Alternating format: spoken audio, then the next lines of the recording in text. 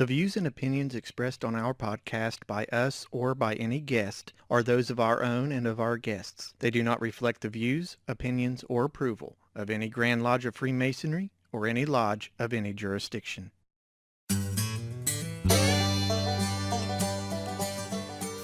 In this episode, we're going to be talking about a message we received from my brother Mason. He's feeling a little distressed and a little embarrassed. Why? Well, we'll get to the details next on the Masonic Ring podcast, which starts right now. It's the way that I can tell the world the kind of man I am, that I put my trust in God above, and for brotherhood I stand. It reminds me to be honest and to remember whence I came. I'm a man that you can count on. That's why I wear this ring.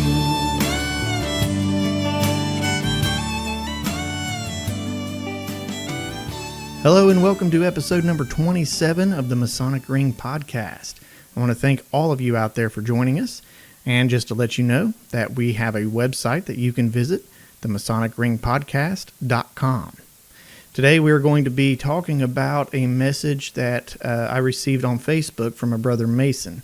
He's feeling a little distressed and a little embarrassed.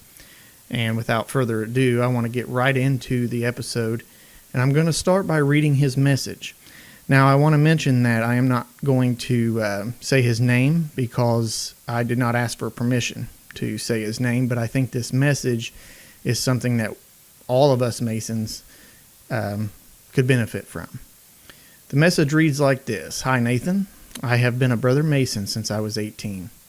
But sadly, I've only been a dues payer for the past 10 years because I traveled so much for work. I recently moved to a new location, and I would like to reach out to that lodge, but at the same time, I'm embarrassed by how much I have forgotten. I've also changed jobs where I am home more and want to get more involved with a lodge. How should I approach the new lodge from a standpoint of someone as myself who has been away from it for so long? Faithful on dues, but just not active. He also adds, I also have just recently started listening to all your podcasts, and I really appreciate them. I would like to first mention that I love hearing from people that listen to the podcasts, and I also want to give out just a little disclaimer saying that I am not an expert in Freemasonry. You know, I have 15 years under my belt, but I am learning stuff all the time that I didn't know before. So I cannot speak for every jurisdiction, and I cannot speak for, even my current jurisdiction. I also love hearing that people enjoy the podcast. So if you have a question, comment, or just want to say hi, you can reach us on Facebook, The Masonic Ring, or visit our website, theMasonicRingPodcast.com. So let me start by getting into this message and how I approached it. On episode number 12, that's entitled, Are You a Member or a Dues Payer? I spoke about the differences between the two. Now, one thing I want to mention is that for a few years, I was just a dues payer. I had a new family, I had a pretty intense job, and I was just not able to get to the lodge. Now, I am not the type of person that judges anybody. I am not the type of person that will condemn somebody for not going to the lodge or not being active or anything like that. So this message hit me a little bit because I too have been there. And I still believe that there is a difference between a member and a dues payer. A member is somebody that is active in their lodge, that goes through the offices, that is always there to help, that may show up one evening and just sweep the floors without anybody knowing it. A dues payer is somebody that religiously and faithfully pays their dues every year, but that's about the only time they ever think of the lodge. There is a difference between somebody that is willingly neglecting the lodge and their brothers, and somebody that just can't do it because of work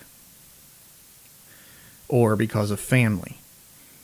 And for all of you brothers out there, you know that Freemasonry is not to interfere with your vocation or your family.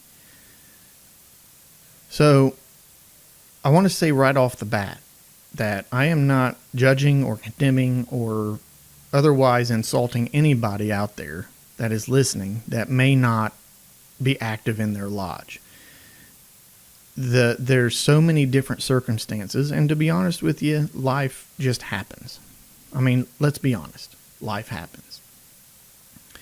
So, for this episode, I want to talk more about this specific situation and how somebody should probably go about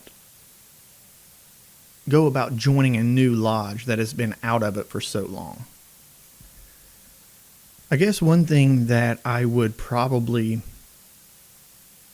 suggest, and this is by no means the way you should go about doing it if you don't feel like this is the right way for you, but here's what I would suggest, and this is what I kind of suggested to this brother. I said, first I asked him what jurisdiction he's in.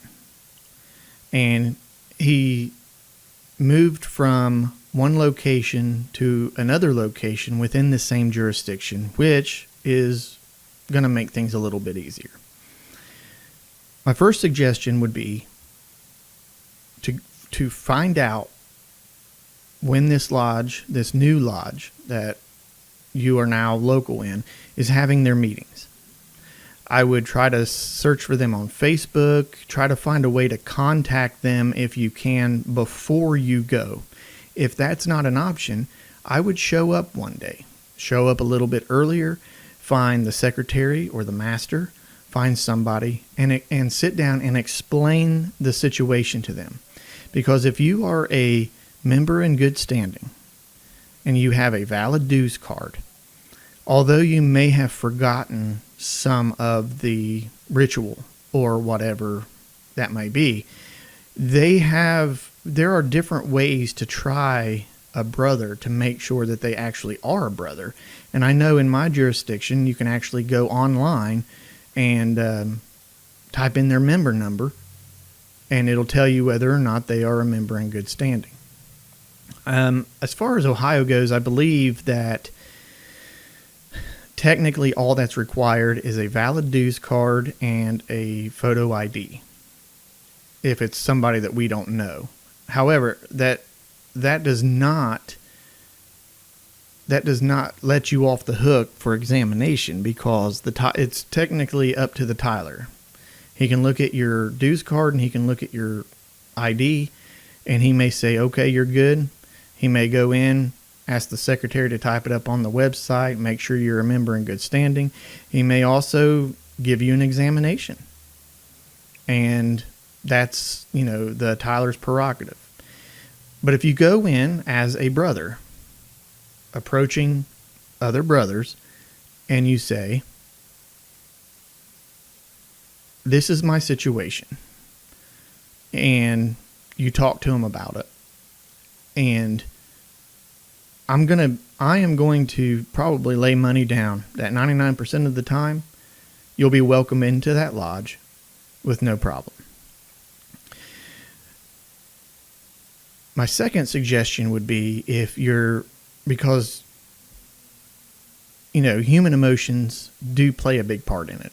You're embarrassed, you're distressed. The first thing I would say is try your best not to be embarrassed, because things happen.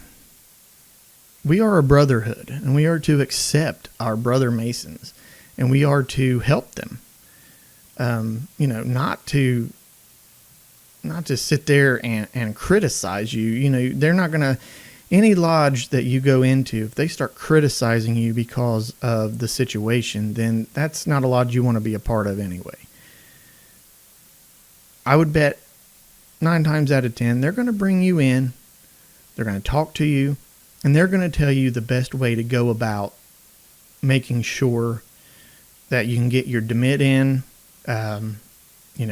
You want to join that lodge, and you may have forgotten a bunch of stuff, but the best way to relearn all of that is to go to lodge, is to go to the meetings, and it'll start coming back to you. So my second suggestion would be, if you are embarrassed and you don't want to approach strangers, they're brothers, but you don't know them, it would be to reach out to the Grand Lodge of the jurisdiction you're in. So for me, it would be the Grand Lodge of Ohio. Now, for somebody else, if you're West Virginia, if you're California, if you're Texas, go to Google, type in Grand Lodge of Texas or Grand Lodge of West Virginia. Call them and explain the situation. Tell them what lodge is your local lodge, and they will help you to get to that lodge. They will introduce you to somebody. I don't know 100% exactly how they would do it, but I can bet money that they would be more than happy to get you in there so that you can start fellowshipping with your brothers. So that would be my second suggestion, would be to reach out to the Grand Lodge. The Grand Lodge is there to help. They want people to be active. They want members to be active, not just dues payers, but active. They want to get in. They want you to be a part of the lodge, go through the chairs, get out in the community, and do all of that stuff. So, of course, they're going to help you. So let's go on a little bit into the messages. I responded, asked him what jurisdiction he was in, and he told me. And I asked him if the lodge that you are currently member of is in the same jurisdiction that the new lodge is in. He said yes. And I reached out to them. He said, a fellow member who goes there, because I have not been active for so long. And he just told me to look up the closest lodge and see when a meeting is and go. I guess I'm just embarrassed to try and go because there is so much I have forgotten about my brotherhood. And that goes back to what I was saying, is that's completely understandable, because I've been there. There was a time for a few years that I was just a dues payer. And when I did go back to lodge, there was a lot of brothers in there I didn't know. And it was almost like I was coming back to the lodge that I was raised in. And it was a brand new lodge to me with new people, and I didn't know what was going on. So listen, I get it. Let me get to the other part. He then goes on to ask, do you know if there is a thing within lodges, whether state or nationwide, where quote-unquote dues payers, such as myself, who want a refresher on what it is to be a Mason, and get a refresher on the degrees? And to that, I responded with, the best way, there's nothing like that I'm aware of. There may be, but not to my knowledge. But in all honesty, the best way to refresh yourself is to go back to lodge. Get back into your blue lodge, and you don't have to be 100% active right away, but don't miss a meeting. Go in there, every stated meeting, every degree work, everything, and it'll come back to you. Trust me, it will come back to you. So here's the big long message that I sent back. I said, I understand the embarrassment. I went through a time where I was just a dues payer myself, but in all honesty, there's no need to be embarrassed. I don't know of anything like that, but the best way to get refreshed is to start attending a lodge regularly. I am not familiar with the requirements of your jurisdiction, but in Ohio you would go to the new lodge, let them know that you would like to make that lodge your primary lodge. They would have you fill out another petition, but this one would not be for a new petitioner. This would be for a current brother that is wanting to change their primary lodge. They'll have you fill out another petition, but this one would be for transfer of membership. The lodge would then have to vote to accept your petition, and then an investigating committee would be put out on you, and you would be voted on more than likely the next stated meeting. If you are approved, then you would file for what's called a demit, which transfers your membership from your current lodge to the new lodge that you're applying membership for. So my suggestion would be for you to contact the Grand Lodge and explain your situation. And I am sure they would reach out to your local lodge to help you get your membership transferred. And I provided him the telephone number. So like I said, I am not an authority on this. But the best thing that I can say is, one, don't be embarrassed. I understand why you might be, but don't be embarrassed. Things happen. Life happens. Two, either reach out to the local lodge, whether by Facebook Messenger, email, telephone, and if you can't find any of that, reach out to your Grand Lodge. If you're feeling a little bit intimidated about meeting at the lodge, I am sure a brother, whether the secretary or master or one of the brothers would meet you on neutral ground, say at a restaurant, and have lunch together. I cannot imagine any member of any lodge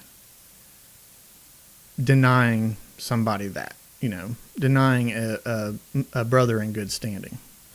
So that's just beyond my comprehension for anybody to do that.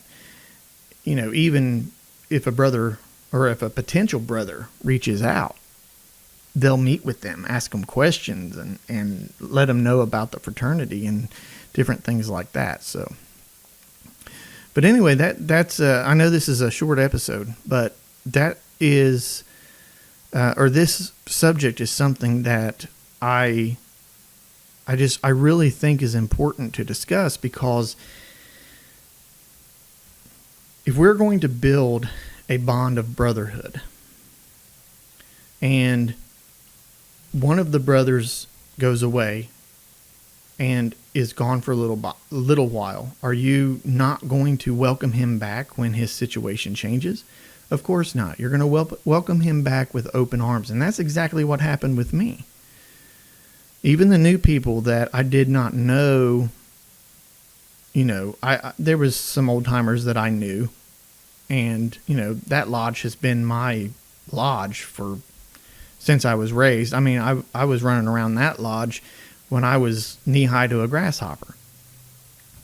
So that's the Blue Lodge that I want to be a part of.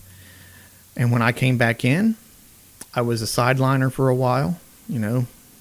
For those of you who don't know what that is, you sit on the sidelines and you reacclimate yourself to the fraternity and to everything. And then next thing I know, I'm being thrust into a chair, and which is great. And now I am the newly elected junior warden of my lodge. And I'm active, and I'm loving every minute of it. So do your best to try not to be embarrassed. That's what I'm saying. And for all the brothers out there that are active members, you know what I'm saying. You're going to welcome them back with open arms. So that's pretty much the gist of this episode, and I apologize that it's not very long, but I just wanted to talk about that, and I thought it was important. So I want to thank you all for listening. Don't forget to check out our website, theMasonicRingPodcast.com. Also check us out on Facebook, The Masonic Ring. And until next time, always remember to keep it on the level. I'm a master mason, and I shine the light with pride. I will teach of all our values with the great Creator's guide. I present my craft with honors to a world who is in need. I'm a master mason, and I want the world to see